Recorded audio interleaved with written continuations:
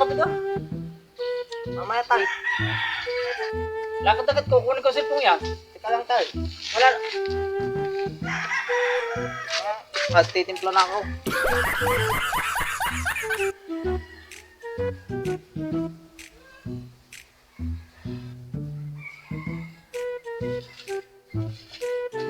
Tayang init tay. Init na pa. Tayang init eh. Naubos ng batang ito ah. Sa susunod, ilagay mo sa plato. Para hindi ka mapasaw. Hindi mo ba yun? Oo ah. Ayun, akala ko sa bata.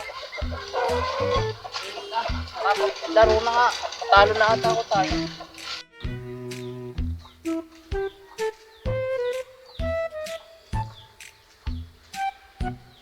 Ay pare. Oh pare, napagala ka. Makikita pa siya na ka. Nakulasa ko ba eh. Parang upos na ang kape. Sayang, may dala pa naman ako pansaw-saw. Ha? Tignan mo diyan, parang may nakatago pa akong kape diyan. Timpla mo muna rin yung parjo ay. Ay, dili pare. Dali yan, tignan mo na yan. Ah. Yum-yum eh. Ha? Tignan mo diyan, parang may nakatago pang kape diyan. Tignan mo muna si parjo ay. Ubus ba ng utos si tatay? Naglalaro eh. Uho!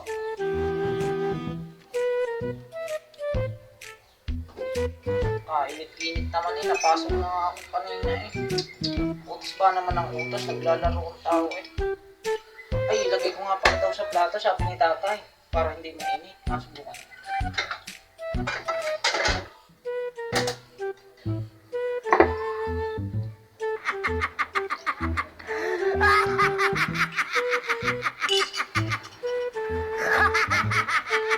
Talaga ng tatay ka? Tay, hindi nga pala mainit pag nasa plato tayo. Oo, kaya-kaya ka. Tay, ayos nga pala eh. Ay, ano ba yan? Akuyo, sabi niyo ilagay sa plato. Pag sa ulaga ng patang itak.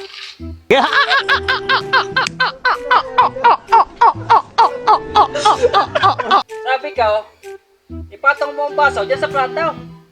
Ay, sabi niyo ba, ilagay ang kape din sa plato. Ay, sasampal ko sa yung platong.